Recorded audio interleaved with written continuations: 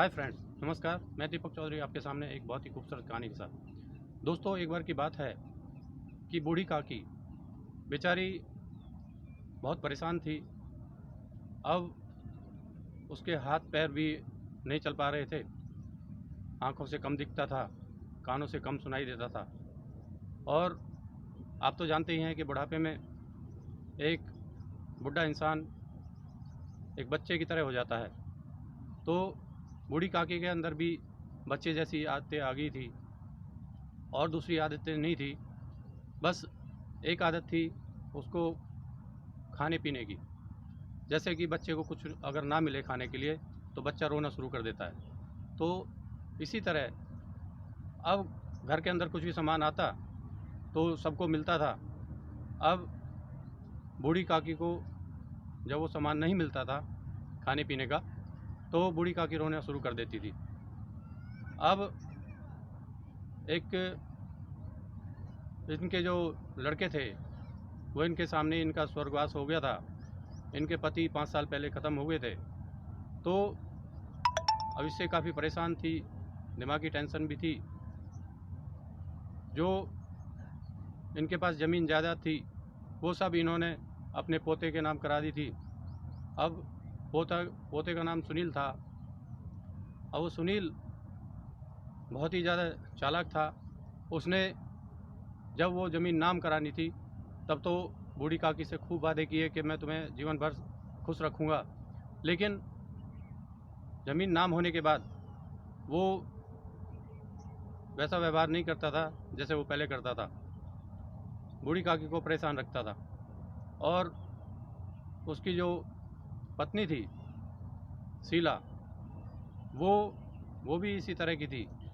वो भी उसको बूढ़ी काकी को काफ़ी परेशान किया करती थी। अब जो उनके 2 लड़के थे वो भी काफ़ी तंग किया करते थे बूढ़ी काकी को। उनके एक लड़की थी सुनील और सुशीला के। तो वो जो लड़की थी उसका नाम था लाडली। वो क्या करती थी कि जैसे उसके हिस्से में कोई चीज़ आती थी, मिठाई या चबेना, वो छुपा करके ले जाती थी और बूढ़ी काकी के साथ में बैठ करके खाती थी। और कुछ बूढ़ी काकी को दिया करती थी, कुछ खुद खाया करती थी। तो इस तरह से उन दोनों का लगाव काफ़ी था। अब होता क्या है, एक दिन काफ़ी शहनाइयाँ बज रही होती हैं घर के सामने। तो कढ़ा चढ़ा होता है, उसमें पूड़ी पकवान वगैरह बन रहे होते हैं। अच्छी सुगंध आ रही होती है तो बूढ़ी काकी को वो सुगंध सूंघने को मिल जाती है। अब बूढ़ी काकी सोचती है बहुत दिन हो गए पूड़ी खाए हुए, अगर ये पूड़ी मुझे मिल जाए तो बहुत अच्छा होगा। तो इस तरह के विचार कर रही थी। तो अब होता क्या है कि जो मेहमान हैं वो भी आने शुरू हो जाते हैं, आस पड़ोस के लोग आने शुरू हो जाते हैं, आसपास के गांव के लोग आने शुरू हो जाते हैं। तो खाना बन के तैयार हो जाता है।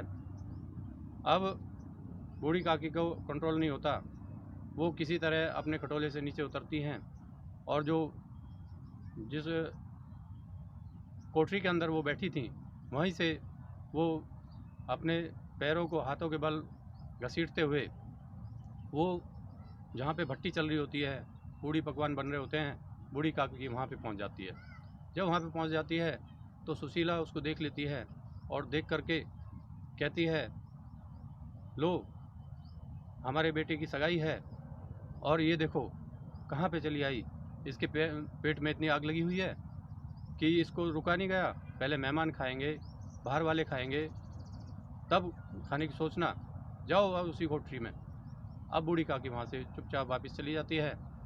अब सभी लोग सोचने लग जाते हैं, देखो ये अपने बड़े बूढ़े का कितना निरादर कर रहे हैं, इनको आदर करना चाहिए।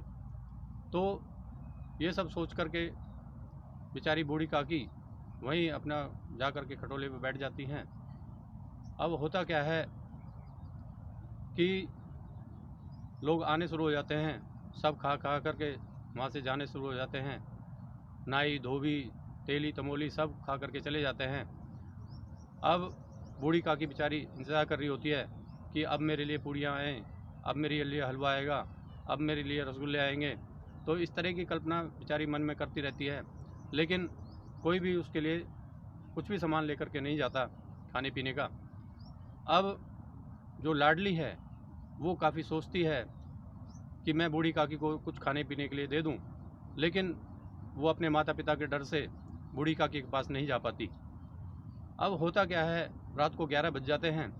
11 बजे तक बेचारी बूढ़ी काकी इंतज़ार करती रहती है, लेकिन कोई भी उसके पास कुछ भी खाने के लिए नहीं लेके जाता। अब बूढ़ी काकी सोचती है कि सब चले गए होंगे, सब सो गए होंगे, अब मेरे पास कौन आएगा। अब बेचारी को भूख भी लग रही होती है।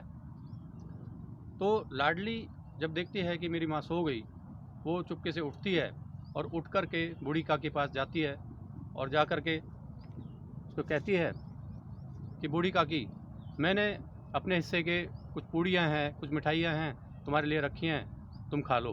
बूढ़ी काकी तुरंत खड़ी होती है और कहती है, बेटा तुमने कुछ खाया? कहती है, नहीं, मेरे हिस्से की ही हैं ये, लो खा लो। तो बूढ़ी काकी फटाफट खाने शुरू कर देती है और जब खा करके कहती है कि मेरा पेट नहीं भरा, तुम और जा कर के ले आओ। तो लाडली कहती है कि अगर मैं जाऊंगी तो मेरी माँ मुझे पिटाई करेगी, तो इसलिए मैं नहीं जा सकती, तुम बस मेरे पास इतना ही था। अब बूढ़ी काकी कहती है, ठीक है, जहाँ लोगों ने खाना खाया है तुम मुझे वहाँ पे ले चलो। अब वो लाडली बूढ़ी काकी को अपने साथ में ले करके वहाँ पे चली जाती है जहाँ पे लोगों ने खाना खाया होता है। जब वहाँ पे जा कर के जो झूठी पत्तल हैं उनमें से वो टुकड़े उठा उठा के बूढ़ी काकी खाने लग जाती है। अब अचानक जो लाडली की माँ है उसकी आँख खुल जाती हैं, नींद से जग जाती है और देखती है कि लाडली यहाँ पे नहीं है। वो ढूंढती हुई वहाँ पे पहुँचती है, देखती क्या है कि वो बूढ़ी काकी पत्तलों से कुछ जूठन उठा के खा रही है। अब ये लोग ब्राह्मण जाति के होते हैं, लेकिन अब ये सब देख करके जो सुशीला है वो दंग रह जाती है और अपने ऊपर पछताने लग जाती है। तभी वो जा करके बूढ़ी काकी को वहाँ से उठा लेती है, उठा करके कहती है, तुम यहाँ पर बैठो, खटोले पे बिठा देती है और मैं तुम्हारे लिए पारस से कुछ सामान लेकर के आती हूँ। वो जाती है, जा कर के पारस से सभी सामान लेकर के, सारी मिठाइयाँ लेकर के, सब कुछ जो भी घर में बना होता है उस टाइम ला करके बूढ़ी काकू को दे देते हैं और बूढ़ी काकी के सामने हाथ जोड़ करके रोना शुरू कर देती है और कहती है कि अम्मा मुझे माफ़ करो, मैंने ये नहीं समझा था कि तुम इस तरह से ये सब करोगी।